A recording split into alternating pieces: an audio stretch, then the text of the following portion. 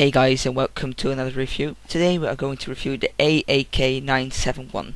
So this weapon is just recently released, and since the arsenal is still gone, I do not have the stats. I just compared the weapon to other weapons and I found weapons with the exact same stats, so I just went out with those stats. I put them in.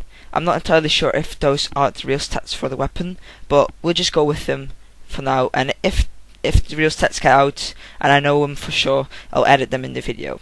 So the AEK has 43 damage, 60 portability, 70 rate of fire, 87 accuracy, 67 recoil. It features burst and automatic firing modes, and it has a default magazine with 30/90 bullets. So this weapon, compared to the AN, it has less damage, more portability, same rate of fire, less accuracy, same recoil, and the AN features a 2 burst instead of a normal burst. The 3 burst has the same magazine size.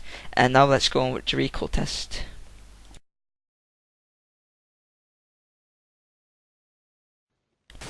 As you can see, this weapon has quite a lot of recoil that goes out pretty much to the sides, and it seems pretty odd and strange, but this weapon is not that easy to manage, to be honest. With the 3 burst, you can see it already goes to the side. You have a solid 2 shot and then it goes to the side.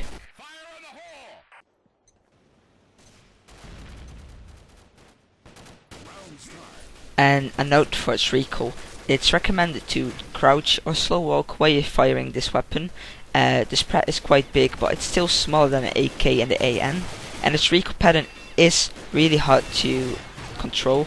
It's recommended to fire 2 bullets or just fully spray ahead if the target is close by. So 43 damage. This weapon belongs to the high damage weapons like the AEK-3, the AN, and the AK. It's a bit lower damage than the AK and the AN, but it's still classified as a more powerful weapon, not like the M416, the M4 and the MTAR, something like that. 43 damage is above average for an assault rifle, but it's still lower than a lot of other assault rifles, so the damage is pretty decent. It's a solid 3-hit kill even across the map in Jungfleet, but if you look at the humongous ranges like across the map in Snow Valley, across the map in Kill Creek, this weapon tends to be a 4 to 5 hit kill, but it is really powerful and you're able to shoot and kill people fairly easy with just 3 bullets if you aim properly. Now 60 portability. 60 portability is about 5 points above average for an assault rifle. The average assault rifle has about 55 or 62. This weapon is a bit in between, but it's still above average, so it's pretty fast for a high damage, high recoil weapon. And because it's light, it has more recoil because you don't have enough weight to just keep the recoil back. So this weapon is pretty fast.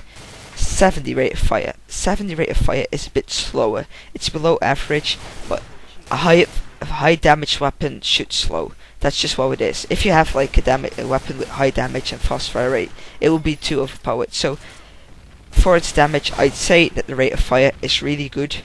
It's just pretty decent. 87 accuracy. 87 accuracy is pretty average for an assault rifle. It's a bit above average. It's more like the G36, the AK, and the AEK-1, those like sniper rifle kinda assault rifles. So this weapon is pretty accurate and you can easily kill people at longer distances with it. And 67 recoil. 67 recoil is above average. And with above average, I mean it has high recoil compared to other assault rifles, but it doesn't mean that the recoil is pretty hard to use or hold back. And the recoil is pretty easy if you find its recoil pattern and if you know how it works. It's fairly easy, it's not too bad, and it's still on the low side for a high damage weapon. So overall, this weapon is really good. I really recommend you to use it, but I wouldn't recommend to put any things whatsoever on it, no modifications at all. You don't need more than 30 bullets, and the reload time is pretty slow, so if you put an extended magazine on it, it tends to be even slower, which is not good at all. So this concludes my AEK-971 review. I hope you guys enjoyed it. Stay tuned for more. Bye.